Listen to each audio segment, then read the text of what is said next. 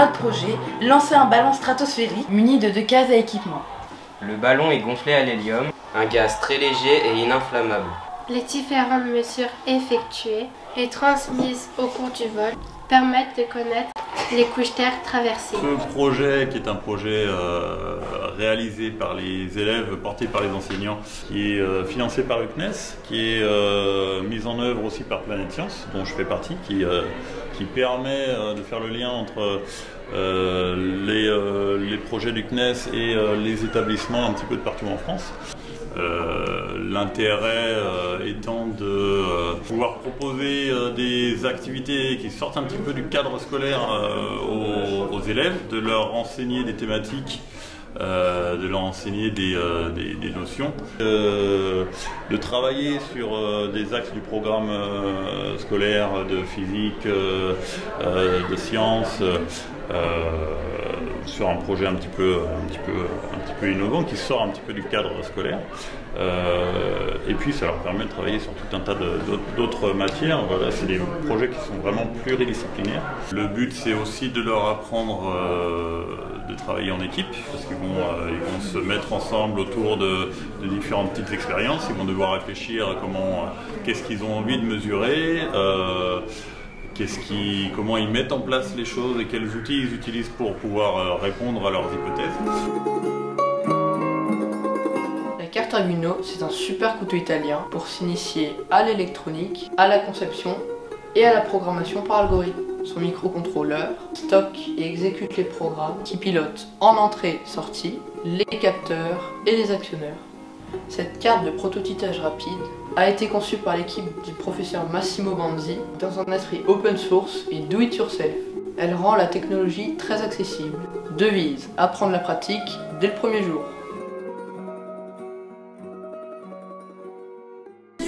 Nous travaillons sur le pilotage de l'appareil photo qui sera monté dans la nacelle.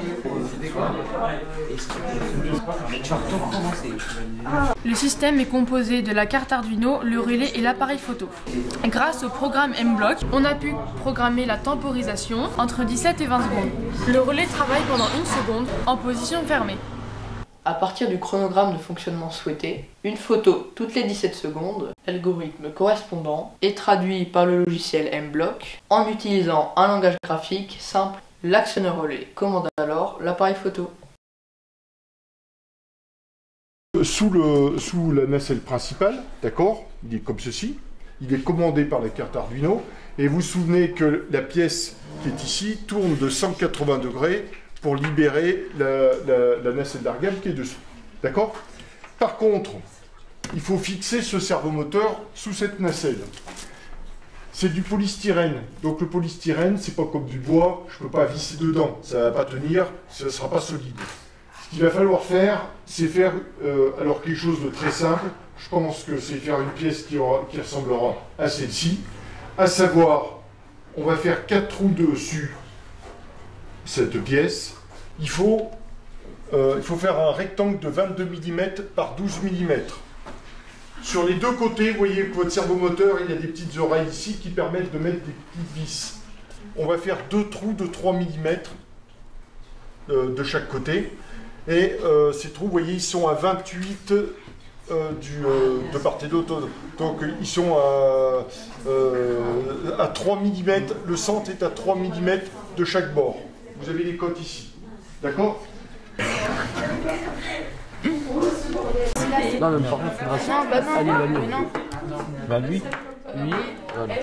Tu resélectionnes, tu vas en dessous, tu resélectionnes le carré, et là tu le fais. Laisse un petit espace. Mais pourquoi lui fait en bas? Lui fait en bas. Non mais c'est que. Ça, parce que regarde. Lui il a plus de bah non, il l'a fait en bas.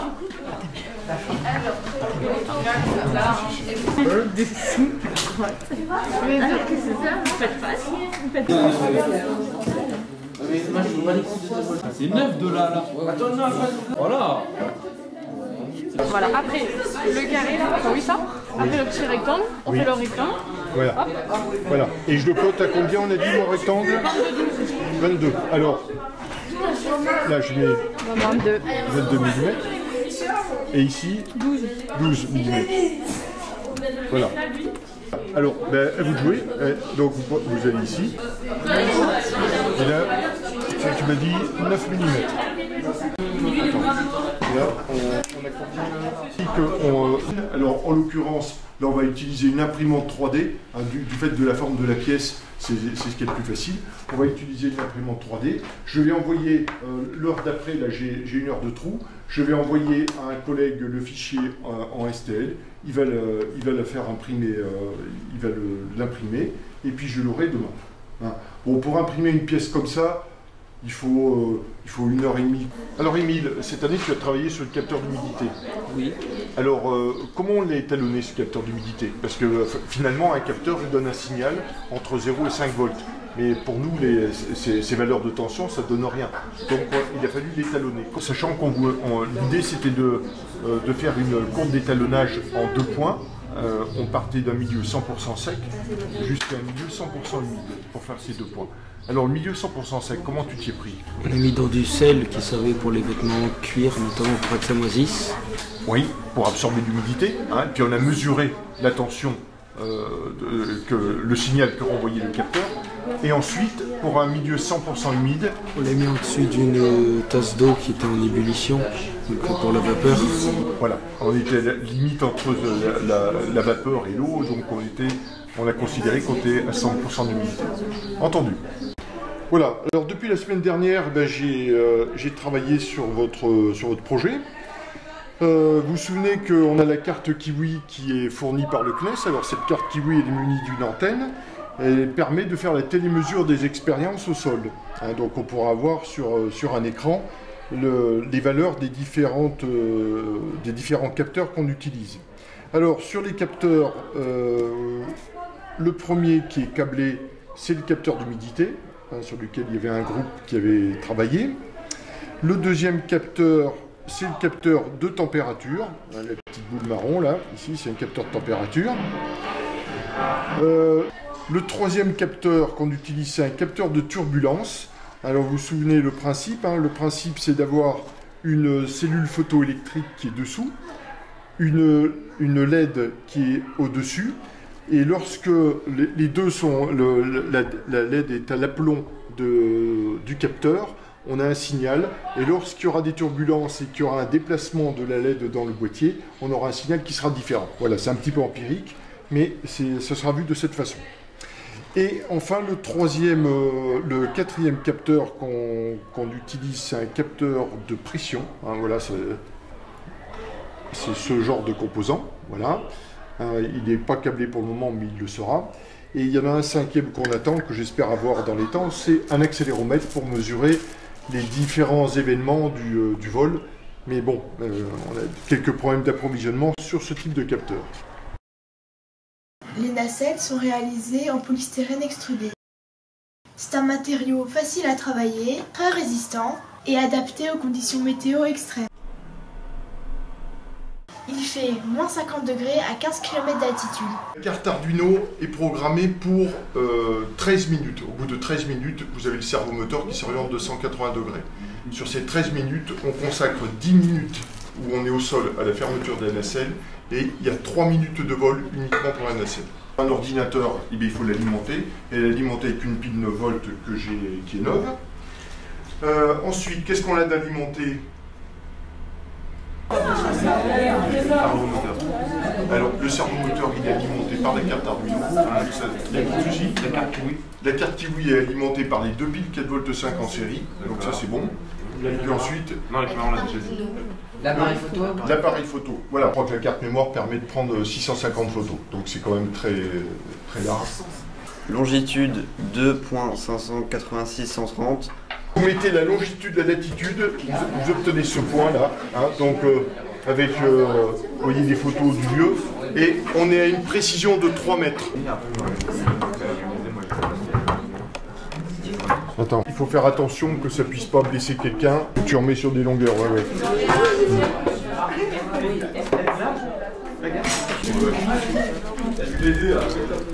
C'est un site qui nous permet de faire la prévision de vol du ballon En fonction, c'est un site qui recense les vitesses, les directions des vents en fonction de l'altitude. Et ça va nous permettre, en définissant l'heure à laquelle il part, en définissant sa vitesse de montée, de descente et le point d'éclatement, le point où le ballon va éclater au moment où il redescend, de savoir en fait avoir une estimation de la zone où il va tomber. Il faut que ça monte à un minimum de 4 mètres secondes pour pas que ça prenne trop de temps et qu'il reste trop longtemps dans les couloirs aériens au niveau des avions. Donc c'est pour ça qu'on va mettre suffisamment d'hélium, suffisamment de gaz pour porter pour faire partir assez vite votre nacelle et le poids qu'elle peut faire. Donc on va laisser à 5 mètres secondes parce que généralement quand il éclate au début à 30 km d'altitude, il n'y a pas beaucoup de gaz, il n'y a plus beaucoup d'air. Et donc il est en chute libre au début. Donc on va faire une moyenne, après progressivement il va rencontrer des couches d'air un peu plus denses.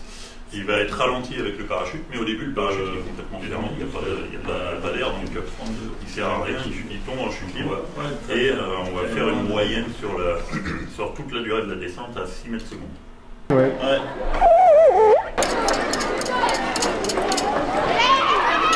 Le ballon, le parachute, tous les trucs comme ça. On va installer ça et puis on va attendre qu'il y ait une autre classe qui vienne, on va les lancer sur la réalisation de la... On va commencer à dire où est-ce que alors on est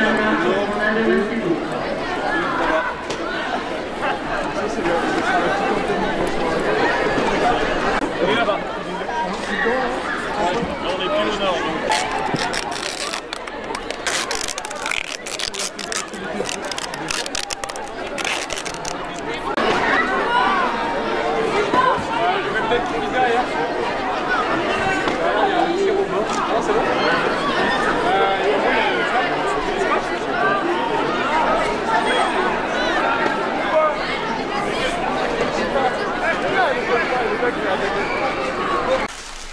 Il va être accroché juste en dessous du ballon.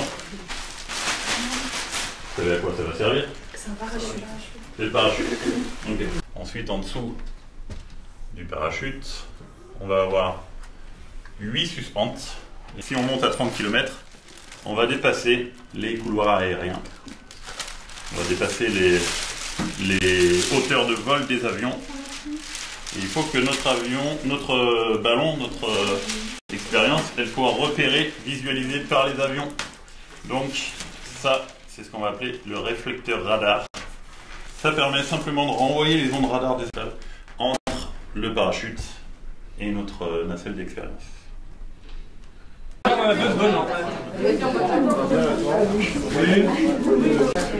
Tu peux le mettre, ce serait pas mal. Voilà, parfait. Alors, on fait quoi là? C'est celle-là, je pense. Ça en fait 3. Genre là, on les attache là et après on fait des nœuds. Ouais, t'en fais un classique, puis t'en refais un deuxième qui sert et toi là. Genre là, je vais mettre là. Attends, on va laisser au moins un.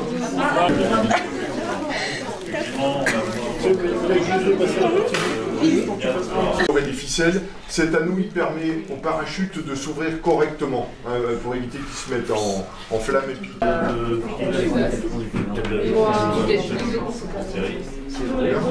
on va les mettre. Après on va les écarter. Il en reste un, non c'est bon, c'est fini. 1, 2, 3, 4, 5, 6, 7, 8, 9. Allez. Alors ça maintenant il faut bien les espacer et bien mettre le scotch. Plus la caméra. Non, on a essayé de prendre les... Non, mais c'est longtemps qu'on a l'air. C'est ça, en fait... On va mettre une balle. Une balle. 2005,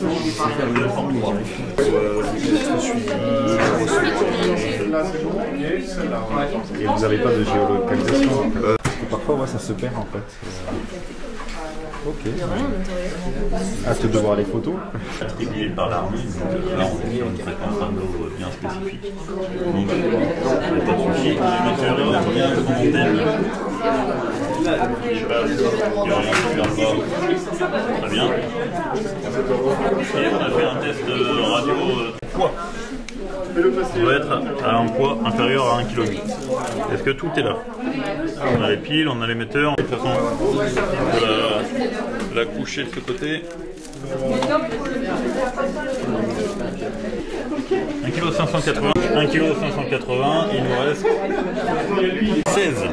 Et ben c'est bon. Allez, c'est gagné. Tous les différents points du cahier des charges. Donc la nacelle répond bien à toutes les règles de sécurité. Et votre ballon va pouvoir partir.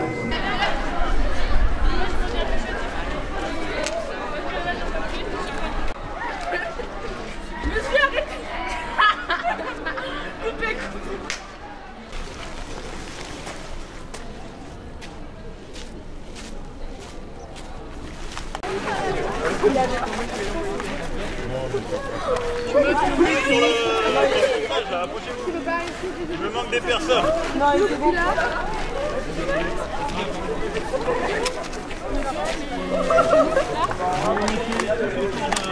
De l'enveloppe.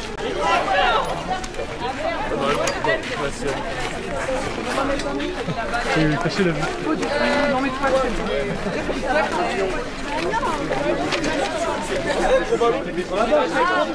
Autour, vous allez voir, ça va commencer à partir.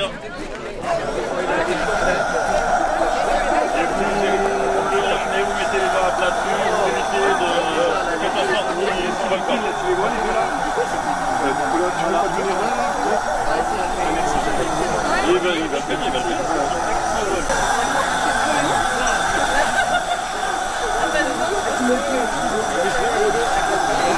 Vous direz comme si je faisais pas espoir. C'est-à-dire bonjour aux spectateurs.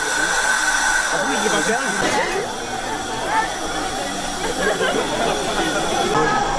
Siméo. Doucement. Ce jeune, tu passes devant, ça fait quoi? Regarde. Et je filme. Bon, Noé, laisse-moi maintenant. Est-ce que je filme bien? Non. Mais mec, mais faut filmer le ballon. Arrête. Faut filmer le ballon, pas les. Mais le ballon, il on le voit pas. Ouais, je filme tout ce qu'il y a avant le démarrage du ballon. Ah, mais là, ça filme, là? Ouais, là, ça filme. Et après, je filme le décollage.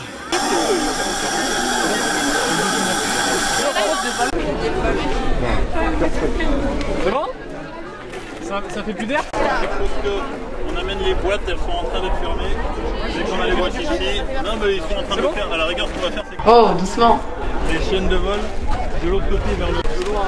Ouais, ça fait. Vous me secouez. Après.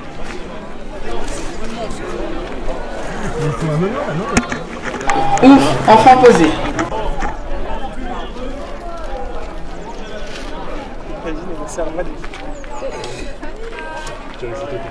Mec, je vais pas filmer son nom. 6 personnes qui vont tenir les différents éléments de la chaîne de vol pendant qu'on va faire un vernis en dessous, on va le retenir le ballon.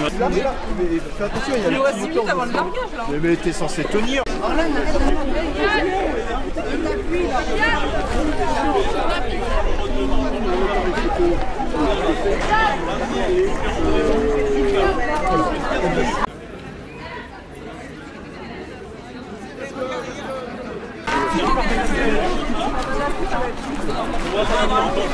La ficelle, oui, ils vont lâcher. On garde la ficelle. Les jeunes.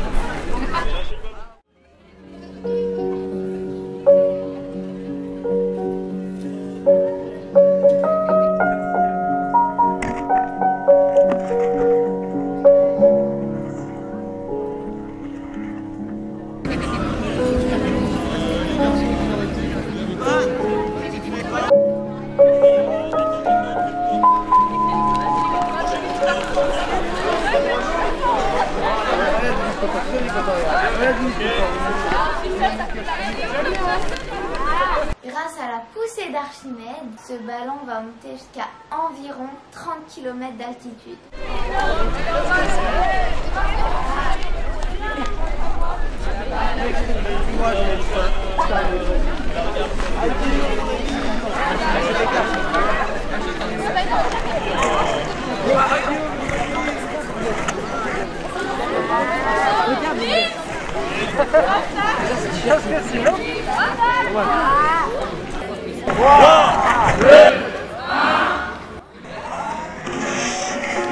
Ça y est. Au revoir la Terre, je vole.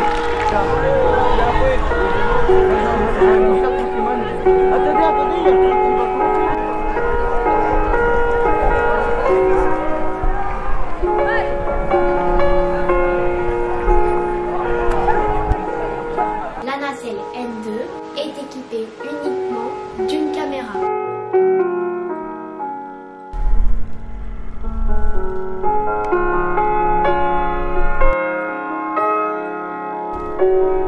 Contrôle à N2, décrochement en 3 secondes.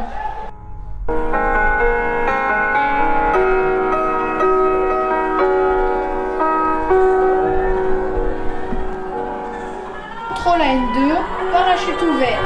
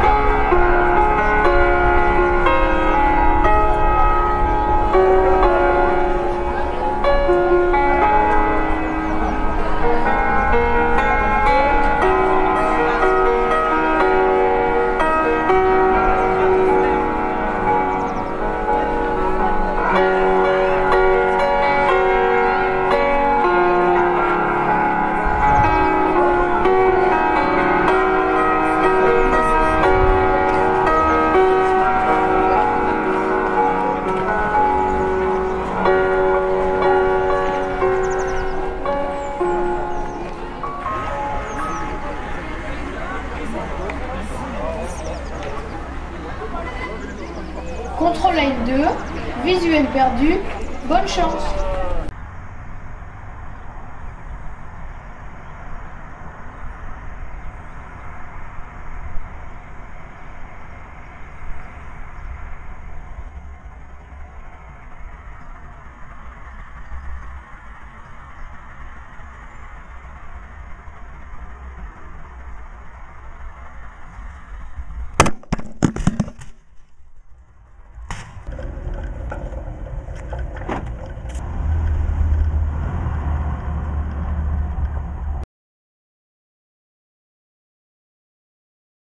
La nacelle et le ballon continuent de monter. À 30 km d'altitude, le ballon fait 10 mètres de diamètre. Distendu, l'enveloppe éclate. La nacelle principale redescend, d'abord en chute libre, puis ralentie par le parachute quand il y a davantage d'air. Grâce au traceur GPS embarqué, elle peut être suivie, localisée et retrouvée. Bon, moi je continue vers là-haut.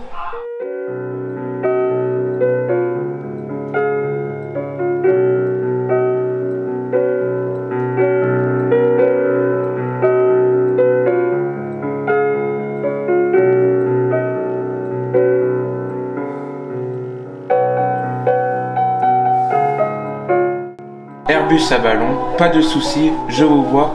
Bonne grimpette. Merci, bonne route à vous aussi.